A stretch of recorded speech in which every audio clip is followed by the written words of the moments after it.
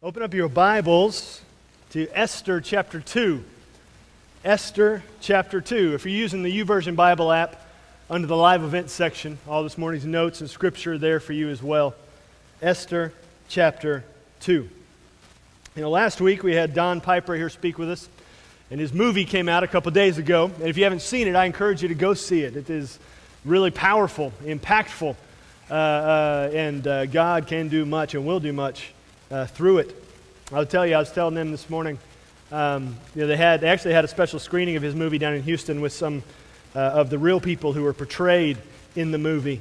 And as Don and his family are down front after the movie, kind of talking a little bit, in walk Kate Beckinsale and or Kate Bosworth and her husband who directed the movie. And they got to share a little bit about their journey with this as well, because Don has been working on getting this movie made for 7 years, and he was actually approached by several studios, and he turned them all down because they wanted to change the story in a variety of ways. And actually from the beginning, the guy who ended up directing the movie was attached to it, and so he was on this 7-year journey with Don trying to get this deal made, and it was made, and God is going to use it to do great things. But what is key to Don Piper's story, if you were here last week, he was hit by a truck in his car. The truck actually ran over the driver's side of his car, and he was just smashed. He had an arm in the back seat, and it was rough, and he was dead, declared dead by 4 paramedics, and he was dead for an hour and a half.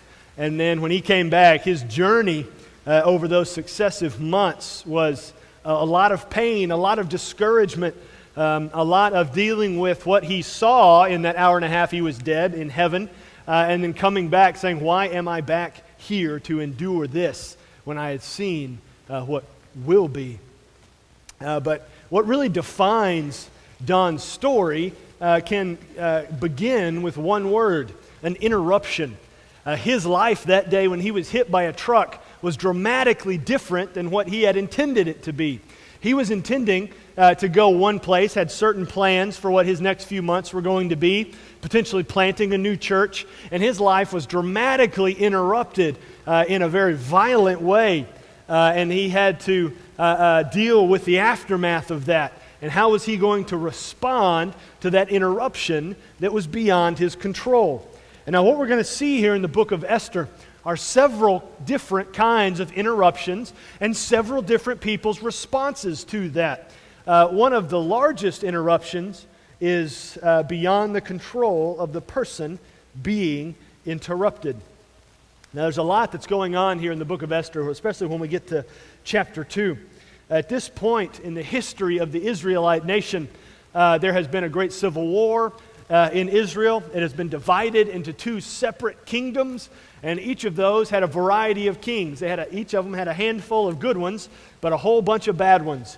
And the kings led those 2 separate nations away from God in very dramatic fashion, worshiping all kinds of despicable idols and fake gods. And as a result, God allowed other nations to come in and conquer His people. And as these nations would conquer His people, particularly the nation of Judah, the northern kingdom, is conquered by the nation of Babylon. And Babylon comes in and looks at the Jews who are there, finds the best ones, the best looking ones, the smartest ones, and takes them back with them to Babylon and begins to teach them Babylonian things, tries to brainwash some of them. And these Israelites begin to transfer their lives from all they had known in Jerusalem to now a life in a foreign nation, in a foreign culture they were unfamiliar with. And so in the process of that happening, this nation of Babylon gets conquered by the nation of Persia. And when we get to Esther, Persia is in charge. At this point in time, there is a king named Xerxes, or as Esther calls him, Ahasuerus, which is kind of a Persian title for their king. He is in charge, and we know a lot about Xerxes from history. He is a very violent man, he is a very angry man, he is a very hateful man, and he is a very vengeful man. And as we see at the beginning of the book of Esther, he is throwing a big celebration, and he has a lot of his officials there, and his head wife, the queen, is holding a party of her own for all of the women. And so the women go to her party, and the men go to Xerxes' party. And Xerxes wants to bring his queen in to show her off how good-looking she is, but she refuses to come. And so the king asks his buddies, well, what do you think I should do about this? As they have been partying for a while and all that that implies. They say, well, you need to remove her as queen, because if all the men in the nation find out that she turned you down, then all of their wives are going to not listen to them, and we're going to have a revolt on our hands. And so the king says, all right, that sounds like wisdom there. And so he removes his queen from her position as the head wife and sets about to find himself a new wife. And there's a lot that's going to go into that, as we're going to see here in Esther chapter 2. But as they begin to find him a new wife, Xerxes goes to war. And so they're doing a lot of things, finding him a new wife while he is away at war. Xerxes goes to conduct a vengeful war against Greece. And actually, as a result of his war, he ends up uniting the Greek people, spurring on a form of democracy that even we today practice here in America. As a result of Xerxes' vengeful war he tried to exact on the Greeks. It didn't really go as he had planned. And then he returns home to find out what the results of this nationwide search for a new queen are for him. Now we're going to get to Esther chapter 2. We're going to start in verse 5, and we're going to see what has been going on with this wife search. It says, verse 5, now there was a Jew in Susa, the citadel, whose name was Mordecai, the son of Jair, the son of Shimei, the son of Kish, a Benjamite.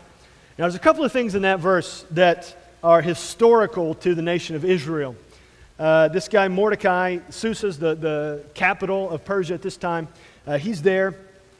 We're going to find out in a minute Mordecai's got an important government job, and he is there. He is a Jew. He is working for the Persian government, and we find out some of his lineage. Jair, Shimei, and Kish, and he's from the tribe of Benjamin.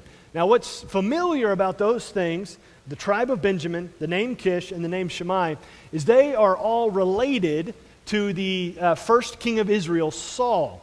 So it's very well that we have Mordecai here. This seemingly random Jewish man has royal blood flowing through his veins, and he is working for the Persian government. Now look at verse 6. Speaking of his great-grandfather Kish, it says, he had been carried away from Jerusalem among the captives, carried away with Jeconiah, king of Judah, when Nebuchadnezzar, king of Babylon, had carried them away. So Mordecai is a descendant of a Jewish transplant.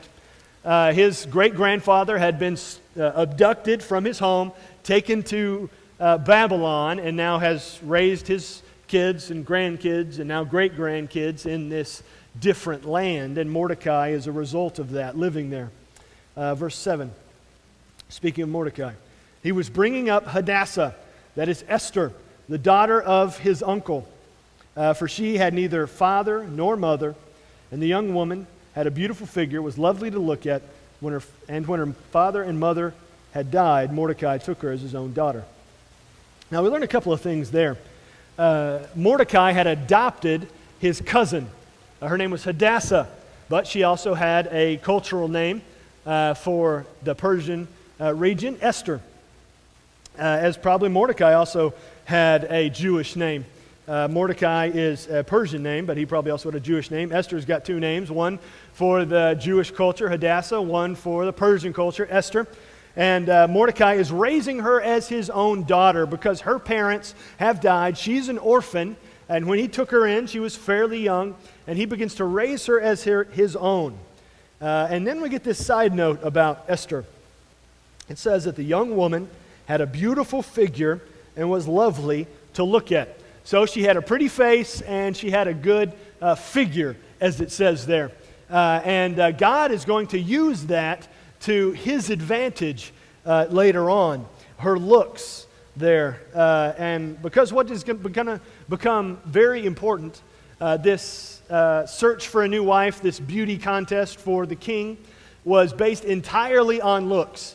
It didn't matter anything else. There are some records that say some Persian kings cared about your lineage and your nobility, what family you came from. That's not the case with Xerxes. All that he cared about, according to historical record, was the looks. And so the fact that Esther was so good looking would mean she would be one who would be taken away to be in the king's beauty contest, so to speak. So we find out we've got this Jew Mordecai. He's raising his cousin as an adopted daughter in his household, and then their lives get interrupted. Verse 8.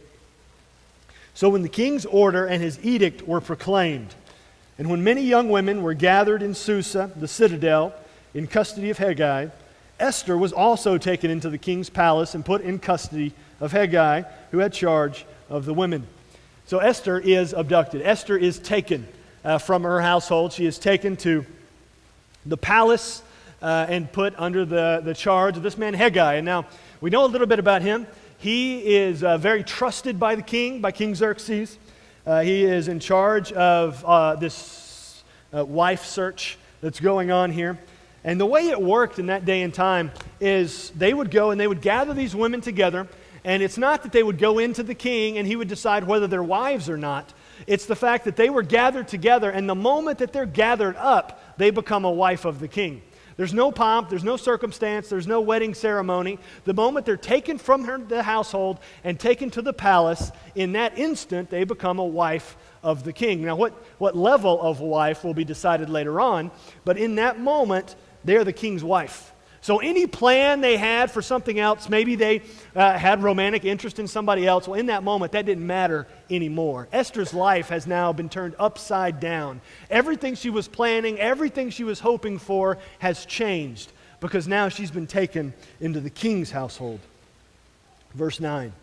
And the young woman, Hagai's in charge, and the young woman pleased him and won his favor, and he quickly provided her with her cosmetics and her portion of food, and with 7 chosen young women from the king's palace, and advanced her and her young women to the best place in the harem.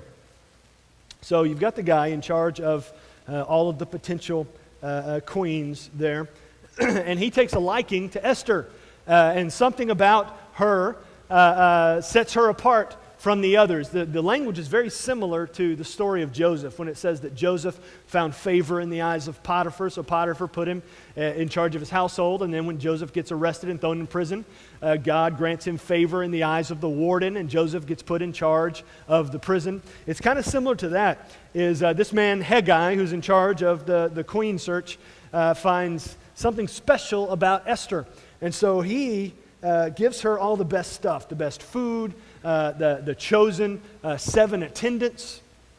They're the best place in the harem, which in that day and time was the place where the king kept his wives.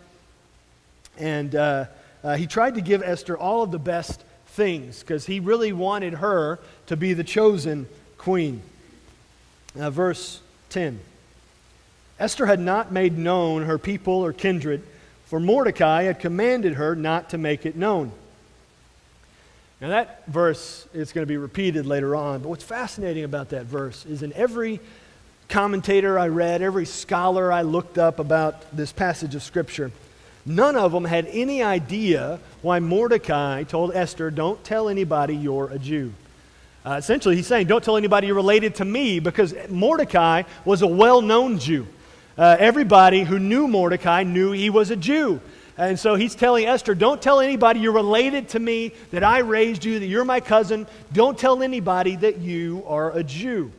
There may have already been some anti-Semitic rumblings in the nation of Persia, but Persia at this point in time was very diverse.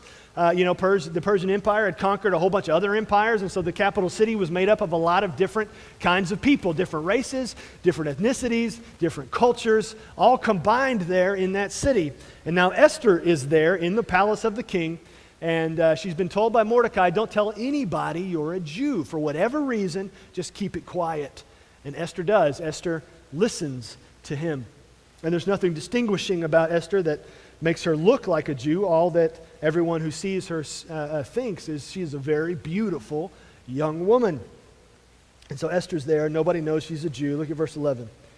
And every day Mordecai walked in front of the court of the harem to learn how Esther was and what was happening to her. This is the heart of a parent. He would be very distraught when Esther gets taken.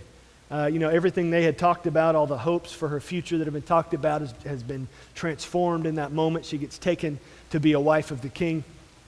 And Mordecai, every day, he walks to the harem to find out how Esther is doing. He wants to make sure she's being taken care of, make sure she is having everything she needs, all of her needs met, everything that she might want would be there. Nobody's hurting her. Mordecai is going out of his way to make sure she's okay, as any parent would. And so Mordecai does this. Look at verse 12. Now when the turn came for each young woman to go into King Ahasuerus, after being 12 months under the regulations for the women, since this was the regular period of their beautifying, 6 months with oil of myrrh and 6 months with spices and ointments for women. So before each of these women who were taken were allowed to go in and let the king see them, they had to have 6 months of 2 different kinds of treatment. They were already very good looking. This was supposed to help them in the process, make them also smell really nice. What they would do is they would take their clothes and their hair and their skin, and they would rub all these things on them every day, several times a day, trying to make them smell exceptionally well. And they would do this for a year, 6 months each. And they would have to go through this entire process before they were allowed into the king's presence. And so they do all this for a year. Look at verse 13. Also, when the young women went into the king in this way, she was given whatever she desired to take with her from the harem to the king's palace.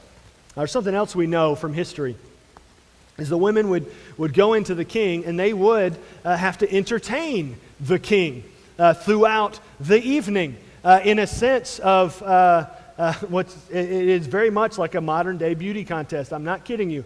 We have historical records. Some of them would sing for the king. Some of them would have arranged instrumentalists to come in with them and accompany them while they sing to the king. I picture some of them juggling in front of the king. They would do these things to try to set themselves apart. Because, these are hundreds of girls vying for the position of the queen, the head wife. And so they're trying to do something that sets themselves apart in the king's mind. Look at verse 14 because of this. In the evening she would go in, and in the morning she would return to the second harem in the company of Shahashgaz, the king's eunuch, who was in charge of the concubines. She would not go into the king again unless the king delighted in her and she was summoned by name. You see, all these girls knew they were not going to be queen unless that king remembered them. And so they would try to do something to make him remember them, whether it was singing or whatever. And after their chance with the king, they would go to this second harem where the concubines were. And in Persia, the concubines were like a lower level of wife for the king. They were like level 1 wife. They didn't have any authority. They didn't have any responsibility. None of them would see the king ever again. So that kind of illustrates the desperation and the sadness of this entire situation. Is these girls are ripped from their home, ripped from their parents, ripped from their plans for their future, taken to the king, and if their first encounter didn't produce a child, they would never have children. They would never be in the presence of another man. They would have to live alone, away from their parents, away from anyone they knew, never seeing the king ever again. This was a terrible, terrible thing that was happening. The king was ruining the lives of hundreds of girls just to find his one queen. And so all of these girls, talk about pressure that they are experiencing and the loneliness that is overcoming them. And in the midst of this circumstance that is far beyond their control, we find Esther, the namesake of the book, a young woman who is faithful to God, having to live with these circumstances. Verse 15. When the turn came for Esther, the daughter of Abihail, the uncle of Mordecai, who had taken her as his own daughter to go into the king, she asked for nothing except what Hegai, the king's eunuch, who was in charge of the women, advised. Now Esther was winning favor in the eyes of all who saw her. Now, what we see here in the life of Esther is great wisdom and faithfulness in the midst of an overwhelming situation. Whereas all these other girls are trying to think of what special talent they have, whether singing or whatever, that can set them apart. Esther doesn't even go there. She asks the guy who's in charge of all of the potential wives what he thinks. Because, remember, he is a trusted advisor to the king. He would know what the king appreciates. And so Esther asks him, what do you think would be best? And whatever he advises, Esther does. And she goes in to the king. Verse 16. And when Esther was taken to King Ahasuerus into his royal palace in the 10th month, which is the month of Tebeth, in the 7th year of his reign, the king loved Esther more than all the women, and she won grace and favor in his sight more than all the virgins, so that he set the royal crown on her head and made her queen instead of Vashti. What that first verse I read says, that this was the month of Tebeth. That is around the time of December, January. But what we also know from history about Xerxes is he returned from his Greek war around the September time period and started interviewing potential queens. And so this has been going on now for several months, that he has had these women coming in and sending them off to the second harem. And now it's time for Esther, after several months of this, Esther's turn.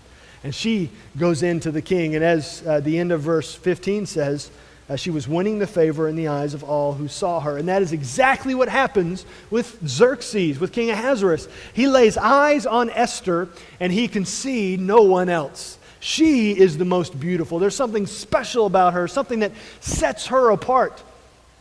And so he instantly goes, grabs the royal crown of the queen, and puts it on Esther's head, and she is going to be the queen. Now, it's interesting to note, that does not end the queen search. He continues in that process even after having chosen Esther. Again, showing the kind of man that he is. But Esther becomes queen. And now look what he does for the nation, because he is so excited that he has found his queen in Esther. Verse 18. Then the king gave a great feast for all his officials and servants. It was Esther's feast. He also granted a remission of taxes to the provinces and gave gifts with royal generosity. So the king calls in all his officials, all his servants, and he throws a big party. Lets them all just have at this party. And then he puts out a national holiday and says, entire nation, you don't have to pay taxes the next time you've got to pay taxes. And we're going to call this, Esther's feast. This is Esther's holiday. And so whereas before Esther was taking in out of her control to be a wife of the king, now there is great ceremony. Now there is great pomp and circumstance. And the entire nation knows Esther's name. They're very grateful to her that they don't have to pay taxes this time around. How many of you would like to have a year off of taxes? You would be very grateful to the namesake of that. And so the king lets everyone know this is a very public thing. This is because we have found our queen. We have found Esther.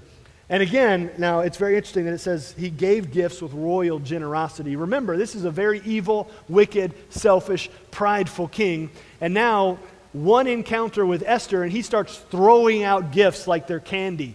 Just to everyone he sees, he's tossing gifts around like they're nothing. But we have here in the life of Esther something just fascinating. This situation is beyond her control. It is just dropped in her lap and overtaken her life. This great interruption has transformed everything she thought her life was going to look like. She may have had no control, but God had total control. Esther had no control, but God had total control. God may have allowed Esther's life to flip on its head and change everything that she thought was going to be there, but God was going to use her experience to accomplish something fantastic. You see, many of us from time to time, whether in the past or right now, or if you haven't yet, it will come in the future, you will have a situation that is beyond your control that transforms your life one way or another. And your situation may upend your plan, but God's plan will upend your situation. If we are faithful and we trust God, He will take care of us. He will provide for us. He will take whatever situation is beyond our control and use that to accomplish a greater purpose in His will. God, His plan will upend our situation. And now we're going to look at the rest of this chapter. What we've seen thus far is Esther's life. Something happening to her completely beyond her control. She had no say in the matter. She was abducted, taken from her home, taken from her plan, and dropped into something else. And we see in her reaction great wisdom and great faithfulness. Now, let's look at the same kind of thing, something dropped into somebody's lap, and see what their response is. Verse 19. Now when the virgins were gathered together the second time, Mordecai was sitting at the king's gate. And so now we get a glimpse at the life of Mordecai. It says he was sitting at the king's gate. Now, that doesn't mean he's a vagrant or, he's homeless, so he has to live at the king's gate. In that day and time, that was where special judgment officials stood. They would stand at the gate, and people would come to them for justice, or come to them for wisdom, or come to them to hear what the government was going to say. And if the case was too big for that judge, then it would be kicked up a notch, and then kicked up another notch, and eventually it would reach the king. And so we find here Mordecai, the fact that he is at the king's gate, this is his job. He is an official in the Persian government. Even though he is a Jew, he has a very important job there. In this society, that none of that matters at this point, because remember, this is a very diverse culture with all of these different people in it, and Mordecai has proven himself, and God has blessed him tremendously, and he is serving at the king's gate as an official. So this is his career, this is his job, this is his chosen profession, working there at the king's gate. Verse 20. Esther had not made known her kindred or her people as Mordecai had commanded her. For Esther obeyed Mordecai just as when she was brought up by him. And in those days, as Mordecai was sitting at the king's gate, Bigthan and Teresh, two of the king's eunuchs who guarded the threshold, became angry and sought to lay hands on King Ahasuerus. So as Mordecai is going about his chosen profession, doing his job, he discovers that two of the king's guards want to kill the king. They don't like him very much. These two guys, Bigthan and Teresh, they don't want to serve the king any longer. They decide he's too wicked to continue to serve, and so they make the decision to assassinate the king. And this comes to the knowledge of Mordecai. Mordecai, just going about his daily duties as he always does, comes across this news. And now you've got to understand the turmoil that's going on inside of Mordecai. This wicked, evil king who doesn't acknowledge the Lord God as the one true God, who despises the one true God, who lives a terribly wicked life, who abducted his adopted daughter, Mordecai's adopted daughter, and forced her to become one of his wives. And Mordecai now hears of an opportunity of someone who wants to kill him, kill the king. But Mordecai is a man of faith. Mordecai is a man dedicated to God, but he is also a wise man. And he knows that if something happens to the king, something may very well happen to Esther as well. Look at Mordecai's response. Verse 22. And this came to the knowledge of Mordecai, and he told it to Queen Esther, and Esther told the king in the name of Mordecai. Now, when Esther became queen, remember this situation beyond her control, she becomes queen, the entire nation finds out about it. Everyone in the empire of Persia knows about Esther. Well, here we have Mordecai doing his chosen job, a job that was in his control, a job that he chose to do. And he comes across this situation. And at this point, only 3 people know what he has done in telling the king about this assassination plot. Mordecai knows it, Esther knows it, and the king knows it. But now look at this verse 23. When the affair was investigated and found to be so, the men were both hanged on the gallows, and it was recorded in the book of the Chronicles in the presence of the king. Now we have one more person who finds out about Mordecai's spying job of stopping the assassination of the king, and that was this scribe. Xerxes is well known throughout history for having a scribe to do everything.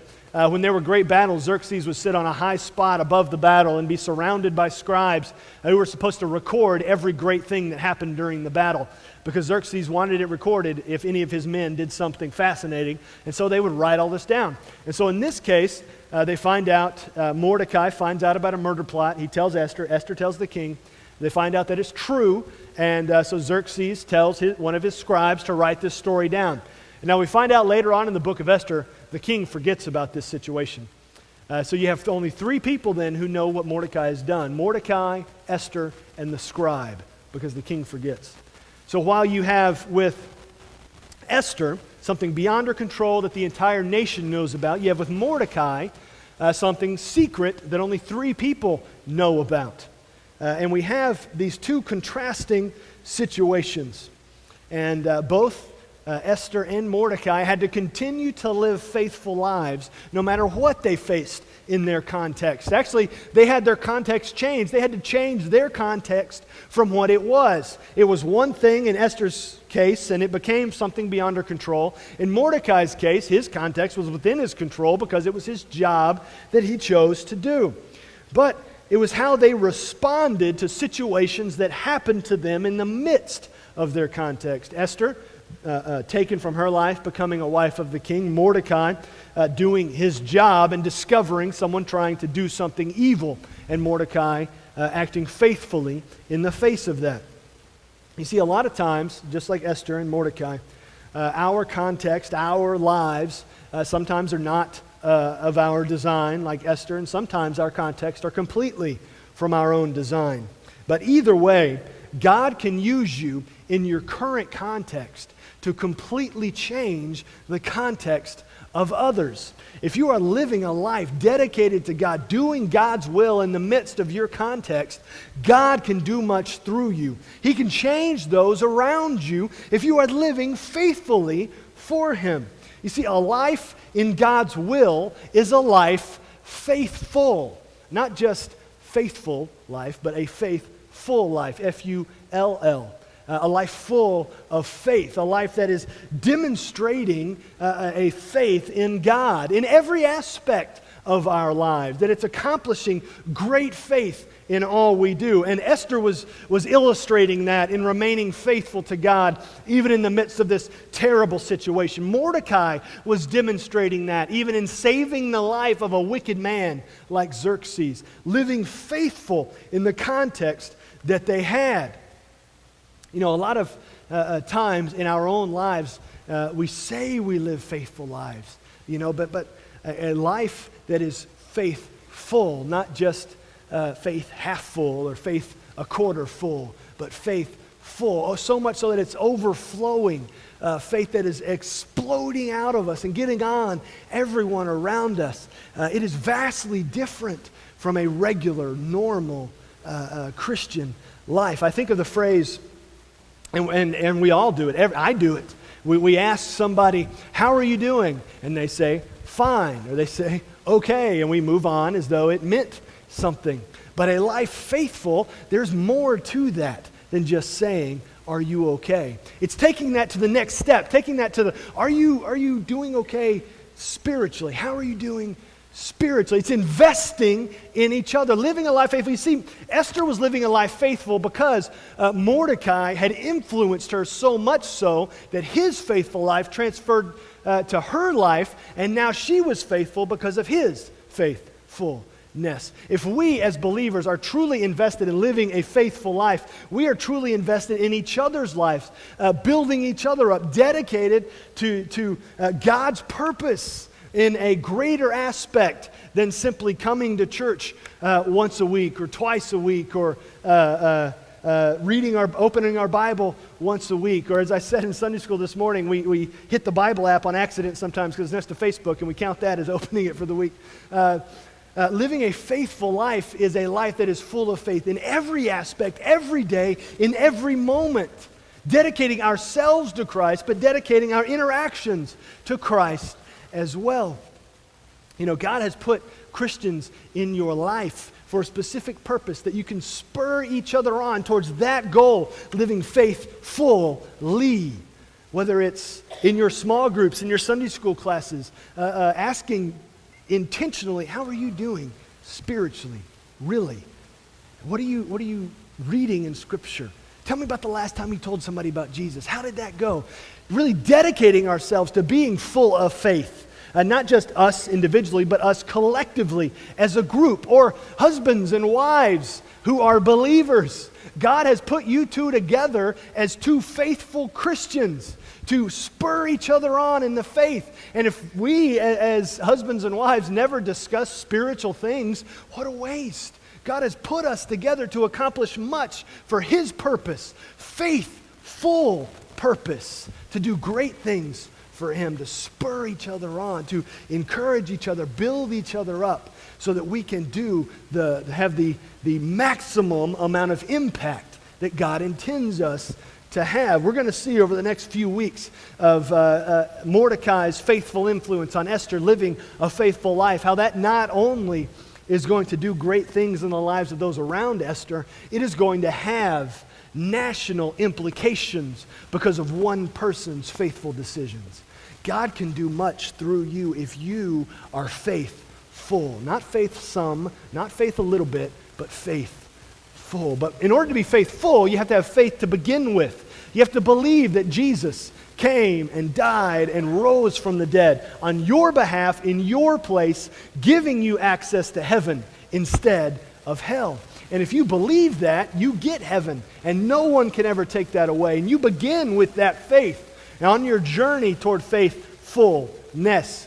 But you have to believe first. And then once you believe, you can be baptized, demonstrating for the world that you belong to Jesus. You can come today and you can join a church, put your life in a church seeking to accomplish God's purposes here in DeQueen, Arkansas. God can do much through you if you are faithful. But that's where it begins. You know, you can't just walk through life and say, oh, I'm a Christian, I wear the Christian shirt, I got the ichthus, the Christian fish on my car, so I'm good, check mark on that. I say that I'm a Christian on social media, so it's all good. You have to be faithful. You can't just put it to the side. I mean, Paul says some of us will get to heaven by the skin of our teeth, meaning we believe in Jesus, that gets us to heaven, but we have done nothing in this life to accomplish His purposes. We'll have nothing when we get there to offer back to Him, because we didn't live faithfully. So that's the question. Are you living faithful?